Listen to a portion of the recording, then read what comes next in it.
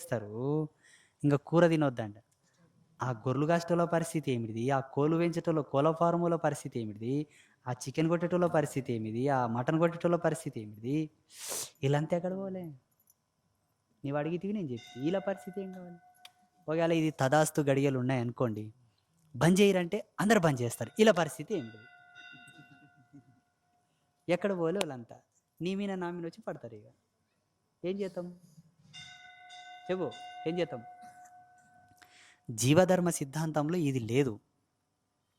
భగవంతుడు ఏం చెప్పిండంటే, సింహం ఉంది, నక్క ఉంది, కుక్క ఉంది, తోడేలుంది, పాము ఉంది, గద్ద ఉంది. అవి నేలను చదును చేసి పంట పండించుకొని తినే జ్ఞానం దానికి లేదు కాబట్టి, సుడప నీ ముఖంకి ఏది వస్తే అది కొట్టుక తిను. నీకేది ఎదురొస్తే దాన్ని వేటాడుకొని తిను. తినే కోణంలో నువ్వు ఏ జీవినైతే వేటాడుతావో దాని బలం కొద్దీ నిన్ను చంపితే కూడా చచ్చిపోతావు చూడని కూడా చెప్పిండు. మళ్ళా ఇప్పుడు తనని తాను అది కాపాడుకుంటుంది కదా. నీవు సస్తావా బతుకుతావా తిని నీ ఇష్టం, వేటాడని చెప్పిండు. ఇంకా ఆవులు, బర్రెలు, జింకలు, శాకాహార జంతువులు ఉన్నాయి కదా, అవి అడిగినాయి మేమెట్లా బతకాలని. నేలకేసుకొని పో, ఏడ పసురు కనిపిస్తాడా ఉంటే తినురి బతుకురి, అందిన కాయలు తినురు, అందిన పువ్వులు తినురు, ఆకులు తినురు, బతుకురి తినురి. కానీ గాలి అంటున్నా, తెగులున్నా, భూమి అంటున్నా తినే తిండితోటి రోగాలు వచ్చి కూడా పోతారు చూడు మళ్ళా అని చెప్పిండు. అందుకే గాలి కుంటులై చచ్చిపోతాయి మూగజీవులన్నీ. రెండు ఇచ్చిండు, వరం ఇచ్చిండు, మళ్ళీ దాని లోపల మర్మం కూడా ఇచ్చిండు. ఇంకా మనిషి పోయిండు, నేనేం చేయాలని. చూడప్ప ఈ దీనిలో కన్నా నీవు కొంత మంచిగానే ఉండవు. నీవేం చేయి, చెట్టుకు కాసిన 5 ఆకులను తెంపు, ఆరబెట్టు. ఆరిన ఆకులను ఇట్లా చేయి. చెట్టుకు కాసిన 5 పూలను తెంపు, ఇట్లా చేయి. ఒకవేళ ఆకులను తెంపకుండా ఆనబడితివంటే చెట్టు పెద్దగా అవుతుంది, పూలు ఎక్క కాస్తాయి. పూలు తెంపకుండా ఆగితివంటే కాయలు అయితే కాయలు పిందెలు అయితే, పిందెలు కాయలు అయితే, కాయలు పండ్లు అయితే, పండ్లలోంటి గింజలు వస్తాయి. ఆ గింజలు ఇంకోతోన వాటి ఇంకో 10 చెట్లు వస్తాయి. నీకు ఈ విజ్ఞానం అయితే ఉంది, నీవు ఇట్లా బతకని చెప్పిండు. అంతేగాని దీనిలోకి ఇచ్చిన ధర్మం నిన్నెవడు పాటించమని చెప్పిండు? కోసుక తినేది అయితే మనది కాదండి. మనకు సేద్యం చేసుకునికే తెలివి ఉండదు. 10 టమాటాలు ఉంటే 5 టమాటాలు ఎండబెట్టి ఇత్తనాలు తీసి అక్కడ చెట్లు వాతలే.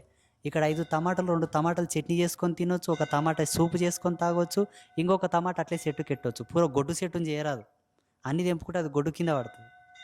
ఇంకొక 4 దినాలు అయితే మళ్ళీ పూలు పూస్తాయి, మళ్ళీ టమాటాలు కాస్తాయి.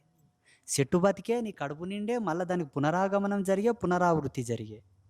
అదే ఒక మేకను చంపుకుంటే అది చస్తుంది, నీవు బతుకుతావు. దాంతోపాటు ఇంకొక బ్రీడ్ మనం తయారు చేయలేం. అది ఆడికే వంశం నాశనం అయిపోతుంది. ఈ ధర్మం మనిషిది లేదు. ఇంకా తిన్నికే నేసుకున్నారు, తిన్నారు. ఇప్పుడు బంద్ చేయమంటే ఏమంటారు? ఎకతకతి ఇడు పెద్ద పనికిరానోడు మమ్మల్ని బంద్ చేయమంటాడు అంటారు. మమ్మల్ని పనికిరానోళ్ళు అన్నారు, కానీ నిన్నెవరు పనికిరానోడని రాస్తున్నారో ఫస్ట్ అది చూసుకో.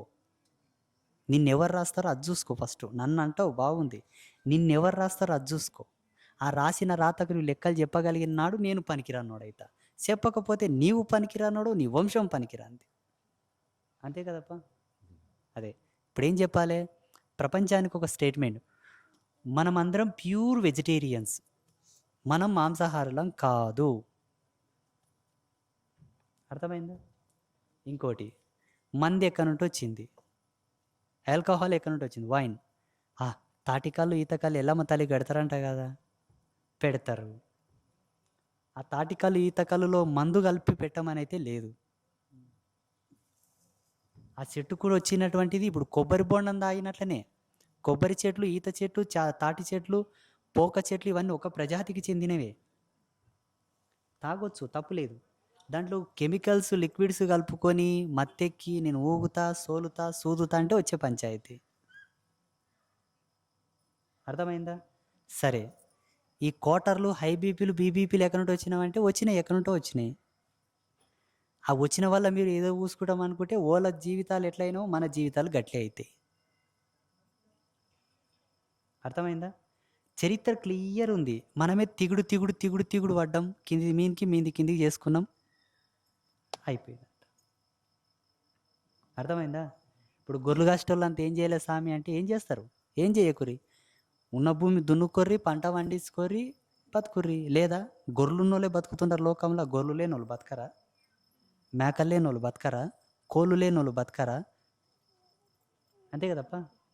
ఇది మా కులవృత్తి స్వామి, మేము దీని మీదే బతుకుతామంటే సంతోషం, ఆశీర్వాదం, బతకొచ్చు.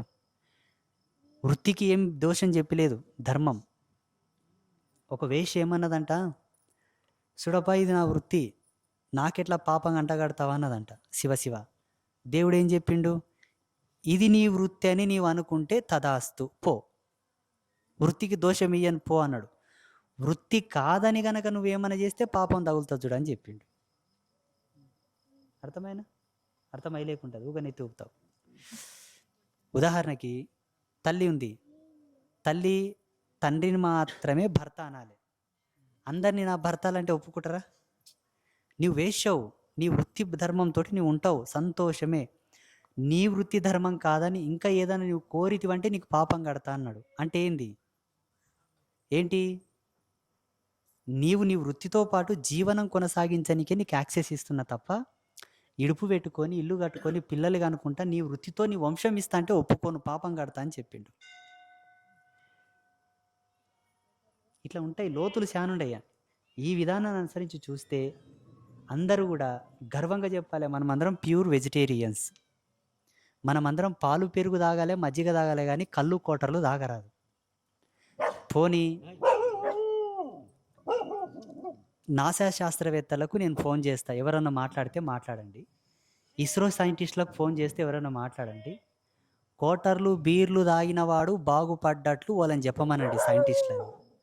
పాలు పెరుగు మజ్జిగ తాగినవాడు, కొబ్బరి నీళ్ళు తాగినవాడు, పండ్ల రసాలు తాగినవాడు బాగుపడ్డట్ల నేను చెప్తా. డాక్టర్లను మీరని అడగండి, నేనని అడుగుతా. చికెన్ మటన్ గుడ్లు తిని, గొడ్డు కూర తిని, పంది కూర తిని, కుక్క కూర తిని, కుందేలు కూర తిని, జింక కూర తిని బాగుపడ్డవాడు ఉన్నాడని వాళ్ళనన్నా చెప్పమను. లేదు, పప్పులు కాయలు కూరలు దుంపలు ఆకులు అలములు మంచి చెడు తిని బాగుపడ్డట్ల నేనన్నా చూపిస్తా. ఎవరు గెలిస్తే ఓల పంచాయతీలో మనం పోదాం, మనం గెలిస్తే మన పంచాయతీలో ఓలను రమ్మని. చలో, ఇది ఒక పరీక్ష. గెలుస్తారు ఎవరన్నా? అందుకే మణిద్వీప్ అంటించిండు కాబట్టి ఇదంతా అంటుకపోయింది. వినేటోళ్ళకి ఎక్కడెక్కడ అంటుకుంటుందో ఏమో. ఇంకా శివోహం బంద్ చేయప్ప.